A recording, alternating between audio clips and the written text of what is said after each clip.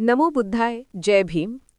मित्रांनो, 19व्या शतकातील भारत हा अंधश्रद्धा, जातीभेद, स्त्री अवहेलना आणि अशिक्षणाने ग्रासलेला समाज होता.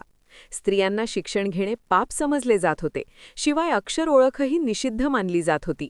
मुली शिकल्या तर घर उद्ध्वस्त होईल, समाज नष्ट होईल अशी भीती पसरवली जात होती. अशा काळात पुण्यासारख्या शहरात 3 जानेवारी 1831 रोजी सातारा जिल्ह्यातील नायगाव येथे सावित्रीबाई फुले यांचा जन्म झाला आणि इतिहासाला एक नवे वळण मिळून समाजाच्या रूढींना थेट आव्हानच मिळाले.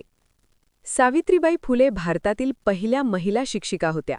त्यांनी आपले पती महात्मा ज्योतिबा फुले यांच्यासोबत 1 जानेवारी 1848 साली पुण्यात भिडेवाड्यात मुलींसाठी पहिली शाळा सुरू केली. समाजाने त्यांच्यावर दगडफेक केली, शेण फेकले, अपमान केला, पण त्या डगमगल्या नाहीत. त्या शाळेत जाताना सोबत जादा साडी ठेवत, अपमान सहन करत, पण शिक्षणाचा दिवा विझू दिला नाही. तर क्रांतीची मशाल हातात घेतलेली एक स्त्री होत्या. कित्येकदा रस्त्यावरून जाताना त्यांना शिवीगाळ, दगडफेक, शेण व चिखल फेकण्याचा छळ सहन करावा लागत असे. समाजाने त्यांना अपमानित करण्याचा प्रत्येक प्रयत्न केला, परंतु सावित्रीबाईंनी 2 साड्या सोबत ठेवण्याचा निर्णय घेतला. एक साडी मळली तरी दुसरी साडी नेसून त्या शाळेत शिकवायला पोहोचत. हा क्षण म्हणजे स्त्री शिक्षणासाठी केलेल्या त्यागाचा सर्वोच्च बिंदू होता. त्यांच्या शाळेत बसलेल्या मुली त्या काही फक्त विद्यार्थिनीच नव्हत्या, तर त्या भविष्यातील समाज परिवर्तनाच्या वाहक होत्या. सावित्रीबाई अक्षर ज्ञान देत होत्या, आत्मसन्मान शिकवत होत्या, प्रश्न विचारण्याची हिंमत देत होत्या. त्यांचे प्रत्येक धडे समाजातील अन्यायाविरुद्ध एक मूक क्रांती होती. यांच्या परिश्रमामुळे, घटनेमुळे भारतात स्त्री शिक्षणाची चळवळ सुरू झाली.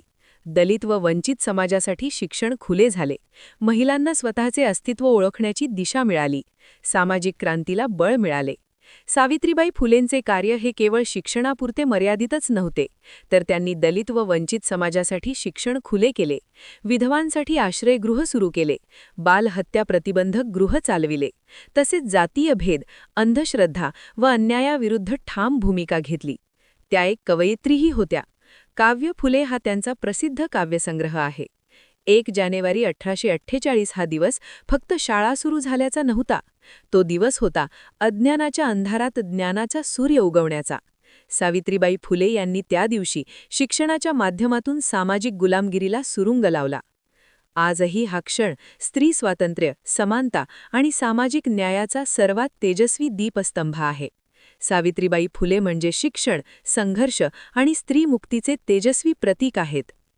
मित्रहो, संवेदनशील कवयित्री, स्त्री शिक्षणाची जननी, भारतातील पहिल्या महिला शिक्षिका, शिक्षण, संघर्ष आणि स्त्रीमुक्तीचे तेजस्वी प्रतीक, स्त्री स्वातंत्र्य, समानता आणि सामाजिक न्यायाचा तेजस्वी दीपस्तंभ, क्रांतीज्योती सावित्रीबाई फुले यांना व त्यांच्या महान कार्यास त्रिवार अभिवादन. मित्रहो, व्हिडिओमधील माहिती आवडल्यास अवश्य लाईक करा, सबस्क्राईब करा, शिवाय इतरांना शेअरही करा. जय भीम, जय बुद्धाय, जय क्रांतीज्योती सावित्रीबाई.